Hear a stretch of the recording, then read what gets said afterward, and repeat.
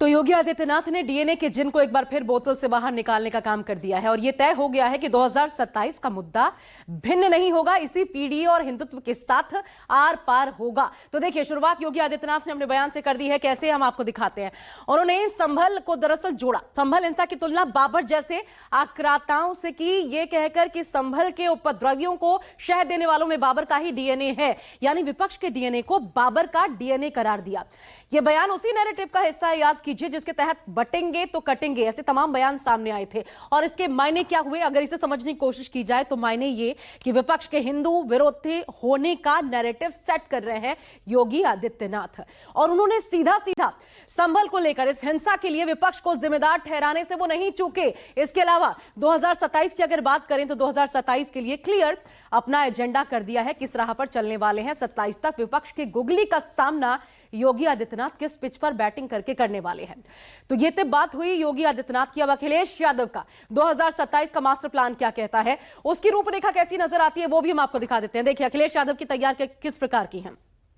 संभल हिंसा पर सत्ता पक्ष पर लगातार अखिलेश यादव, आप जानते हैं, आक्रामक है। सीधे तौर पर उन्होंने क्या किया, उन्होंने हिंसा के लिए सरकार को जिम्मेदार ठहराया है, इससे नहीं चूके। एक स्पष्ट लाइन खींच दी कि सरकार अल्पसंख्यकों के खिलाफ है और विपक्ष के यह भी नैरेटिव सेट करने की कोशिश की कि विपक्ष अल्पसंख्यक हितैषी है, यह होने का मैसेज वो दे रहे हैं अपने बयानों के जरिए, अपनी कोशिशों के जरिए। इसके साथ साथ पीडीए को और मजबूत करने पर काम करना होगा। इसके लिए देखिए उन्होंने क्या किया, उन्होंने योगी सरकार को एक तरीके से घेरने का काम किया। योगी सरकार के खिलाफ पीडीए विरोधी नैरेटिव को और मजबूत और इसको एग्रेसिव तरीके से हर जिले में पदाधिकारियों के माध्यम से लोगों के जहन में बिठाने का मकसद है। इसको लेकर बड़ी तैयारी है समाजवादी पार्टी की। यानी यहां भी वही नजर आ रहा है जो योगी आदित्यनाथ के साथ 2027 के लिए पीडीए एजेंडा यहां पर क्लियर है। दोनों तरफ से मुद्दे 27 तक के अभी से तय है, लेकिन वक्त के साथ किस मुद्दे में कितनी धार रहेगी, सियासी जीत हार भी इसी से तय होगी। उधर संभल हिंसा को लेकर एक तरफ विपक्ष सत्ता पक्ष पर हावी, हिंसा के लिए बीजेपी सरकार को जिम्मेदार ठहरा रहा है। वहीं योगी आदित्यनाथ इस हिंसा में शामिल लोगों पर कठोर कार्रवाई का मन बना चुके हैं। योगी ने अधिकारियों के साथ बैठक की, जिसके बाद सीएमओ के सोशल मीडिया हैंडल एक्स पर सीएम योगी का एक पोस्ट आया, जिस पर लिखा था, गौतम बुद्ध नगर, अलीगढ़, संभल अथवा कोई अन्य जनपद, कहीं भी अराजकता फैलाने की छूट किसी को नहीं दी जा सकती। जनपद संभल में विगत दिनों हुई घटना से जुड़े उपद्रवियों के साथ पूरी कठोरता से निपटे। जिन लोगों ने सार्वजनिक संपत्ति को क्षतिग्रस्त किया है, उसे वापस ठीक कराने का खर्च उन्हीं उपद्रवियों से लिया जाए।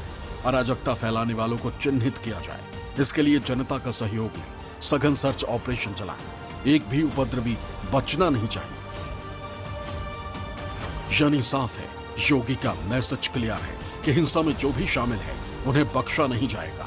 वहीं दूसरी तरफ अखिलेश इसे पीडीए समाज पर अन्याय करार दे रहे हैं। लगातार ये दावा कर रहे हैं कि बीजेपी जानबूझकर अल्पसंख्यकों पर अन्याय कर रही है। अखिलेश ने कहा कि वो जल्द संभल जाएंगे और पीड़ितों की मदद करेंगे। मैं संभल भी जाऊंगा और जो पीड़ित लोग हैं उनकी मदद भी करूंगा, और उसके लिए हमें चाहे लोकसभा में सवाल उठाना पड़े या लगातार हम लोगों को उसके लिए लड़ाई लड़नी पड़े। हम लोग संभल के लोगों को न्याय दिलाना चाहते हैं, उन्हें न्याय मिलेगा। ये बीजेपी के लोग केवल कमजोर पर अन्याय कर सकते हैं, ताकतवर के सामने ये झुक जाते हैं। एक तरफ संभल हिंसा को लेकर योगी सख्त नजर आ रहे हैं, तो वहीं दूसरी तरफ पुलिस प्रशासन का दावा है कि संभल हिंसा में 1 करोड़ रुपए की संपत्ति का नुकसान हुआ है। उधर संभल में 6 दिसंबर और जुमे को लेकर लोगों से बात की जा रही है। पुलिस लगातार फुट पेट्रोलिंग कर रही है। अब तक 34 लोगों को गिरफ्तार किया जा चुका है। वहीं 83 लोगों की पहचान की जा चुकी है। जो 24 तारीख का इंसिडेंट हुआ था, उसमें अभी तक 34 लोग गिरफ्तार किए जा चुके हैं और अन्य लोगों की भी धरपकड़ जारी है। जल्दी बाकी लोगों को भी गिरफ्तार करके जेल भेजा जाएगा। 83 लोग हैं, उनके नाम जो है प्रकाश में ऑलरेडी आ चुके हैं और 400 के करीबन लोग हैं जिनके फोटोज हैं वो यूनिक तरीके से आइडेंटिफाई किए जा चुके हैं। 24 नवंबर को संभल में जो आगजनी और उपद्रव हुआ था, उसको लेकर जो उत्तर प्रदेश के मुख्यमंत्री हैं योगी आदित्यनाथ, उन्होंने भी सख्त लहजे में कह दिया है कि उपद्रवियों से ही उसका नुकसान वसूला जाएगा। और दूसरी तरफ संभल प्रशासन ने भी इसका आकलन कर लिया है। जो जानकारी आ रही है कि करीब 1 करोड़ की संपत्ति का नुकसान हुआ था, जिसको लेकर संभल प्रशासन का भी यही कहना है कि जो भी उपद्रवी इसके पीछे थे उन्हीं से इस नुकसान की भरपाई करवाई जाएगी। और जाहिर तौर पर पुलिस का एक्शन लगातार जारी है, लेकिन दूसरी तरफ जो पुलिस की कोशिश है, क्योंकि 6 दिसंबर का दिन है तो उसको लेकर पूरे उत्तर प्रदेश में हाई अलर्ट है। कल 6 दिसंबर के साथ साथ जो जुम्मे की नमाज है वो भी होनी है, तो लिहाजा एक बार फिर से पुलिस जो है वो लोगों से यही अपील करती हुई नजर आएगी कि वो यहाँ शाही जामा मस्जिद पर ज़्यादा भीड़ ना जुटाएं और अपने घर के आसपास जो मस्जिद है वहीं पर जुम्मे की नमाज अदा करें, क्योंकि संभल में तो 2027 की रेस में हिंदुत्व वर्सेस पीडीए ही मुद्दा होगा सबसे ज्वलंत, सबसे प्रभावी, और इसी के इर्द गिर्द सियासी रूपरेखा तैयार होगी। बयान आएंगे, नारे तैयार होंगे और वार पलटवार भी होगा, जो अभी से नजर भी आ रहा है। देखिए योगी आदित्यनाथ ने क्या कहा, कब कहा, किन शब्दों के साथ कहा, किन शब्दों का सबसे ज्यादा बार इस्तेमाल अपने भाषणों के माध्यम से किया। हम आपको एक एक करके वो गिनवा देते हैं और फिर अखिलेश यादव की भी बात करेंगे। योगी आदित्यनाथ बटेंगे तो कटेंगे, समाजवादी पार्टी में जिन्ना का जिन्न, पाकिस्तान प्रेम, एसपी माफिया, गुंडों की पार्टी, ये सब कुछ उपचुनाव के पहले ये बयान दे चुके थे। और अब नया बयान आया है समाजवादी पार्टी में, बाबर का डीएनए। अब बात अखिलेश यादव उनकी भी कर लेते हैं। बराबर चले हैं, हर हमले का जवाब अपने अंदाज में दिया है। उन्होंने क्या क्या कहा, कब कब कहा, वो भी देख लीजिए। अखिलेश यादव, मठ माफिया में फर्क नहीं। और ये जब बयान दिया था तो इस पर जमकर घिरी थी समाजवादी पार्टी आखिरकार, लेकिन अखिलेश यादव ने पार्टी को नुकसान से बचा लिया था इस बयान के बाद। व्यक्ति वस्त्र से नहीं वचन से ही होगी पीडीए विरोधी बीजेपी, किसान विरोधी बीजेपी और अल्पसंख्यक विरोधी बीजेपी, एक एक करके सभी का विरोधी अखिलेश यादव ने बता दिया योगी आदित्यनाथ को। तो ये दरअसल अखिलेश यादव लगातार कर रहे हैं, एक के बाद एक प्रहार कर रहे हैं और इन्हीं माध्यमों से कहीं ना कहीं हिंदू एकता का ये जो नारा है उस पर कुठाराघात करने की कोशिश कर रहे हैं। लेकिन क्या उसमें कामयाब हो पाएंगे?